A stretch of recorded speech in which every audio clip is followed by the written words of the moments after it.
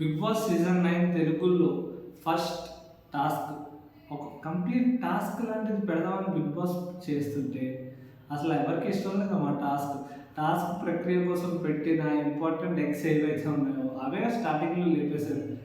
మన 3 gang leaders Sreeja, ఇంకా ప్రియ, మన రీతు. ఫస్ట్ అయితే రీతునే అది స్టార్ట్ చేస్తుంది తీయడం. సో ఒకళ్ళు తీసుకుంటున్నప్పుడు వాళ్ళ అడ్వాంటేజ్లోకి వెళ్ళిపోతారేమో అన్నది దాంట్లోకి వెళ్ళి ప్రియా తీసుకుని శ్రీజకి ఇచ్చారు.